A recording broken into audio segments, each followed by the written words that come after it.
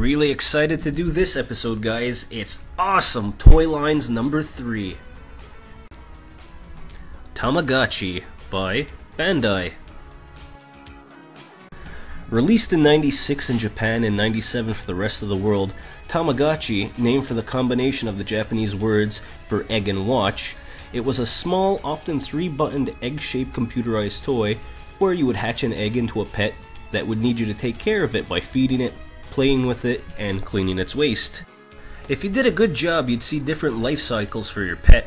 If you did a bad job, it would die. This was one of the most successful toy fads of the '90s. Care Bears by American Greetings, 1981 to the present. Care Bears are as old as I am. Originally created by American Greetings to be used just on greeting cards, the Care Bears later became a very successful toy line and cartoon show. Each bear had a different color and special belly badge that showed their powers and or their personality. The bears proved so popular that they had added to their family in later years with different animals, like a lion, rabbit, penguin, raccoon, and a few others. Care Bears earned their spot on this list, 37 years and still going strong. Pokemon Red and Blue Generation 1 for the Nintendo GameCube by Game Freak, 1996. A super successful game coming from Japan. The blue version was enhanced for the States. Basically, you walk around Kanto collecting different animals trying to become the Pokemon champion in a rock, paper, scissors element-based game, kind of like an RPG as well, powering up your Pokemon. Red and Blue selling over a combined 10 million copies just for the Game Boy Generation 1. This is one of the most successful and best Game Boy games. Mighty Morphin Power Rangers by Bandai of America, 1993. Bandai of America released a series of Mighty Morphin Power Ranger items to coincide with the new series. As the Power Rangers carried over from Sentai Zaru Ranger, the result was a mix of repurposed items and toys. Mighty Morphin Power Rangers toys differ from the show because all of the core Rangers and the Green Ranger had a large power coin visible on their chest. Series 1 of the toys were distinctly recognizable on the toy shelves because of the large Mighty Morphin logo on the upper part of the packaging. As well, the figures became wildly popular as they were available in triangular window boxes, which was a huge selling point. The first series had the 5 Power Rangers and several evil space aliens.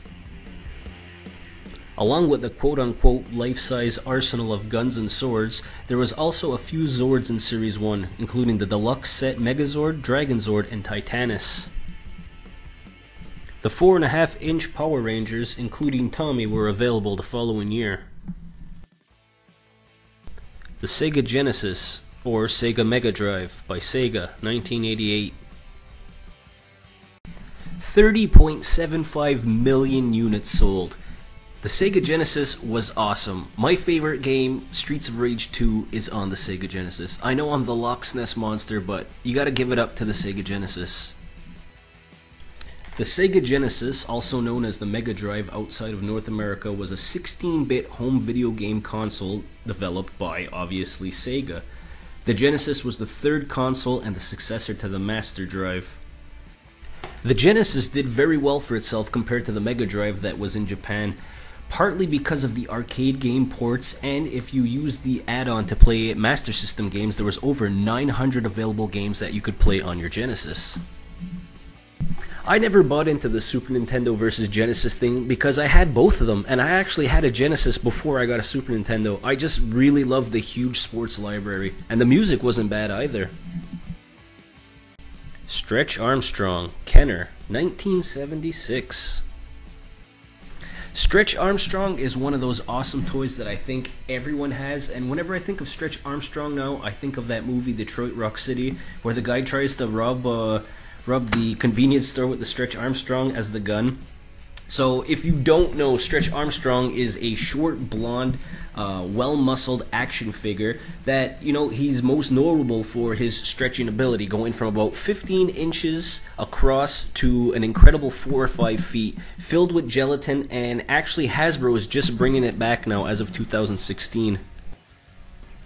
Talkboy Deluxe version, Tiger Electronics, 1992. So I think after everyone saw Home Alone 2, they all wanted a Talkboy toy. I know my brother got one for one Christmas, and these things were actually pretty cool. They worked pretty well.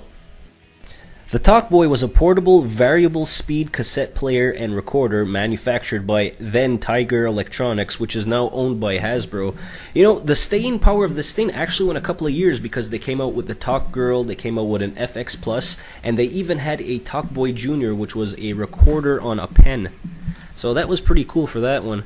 And that's going to do it for this episode, guys. So again, taking a little turn from the obscure and looking at the awesome toys from the 80s, 90s, and let's start doing some for today. So if there's anything that you haven't seen in these 3 episodes, guys, let me know down in the comments. And also, did you have any of these, all of these? I'd also like to hear that down in the comments, guys, because I love talking to you. Until next time, guys, have a great one. I'm out of here.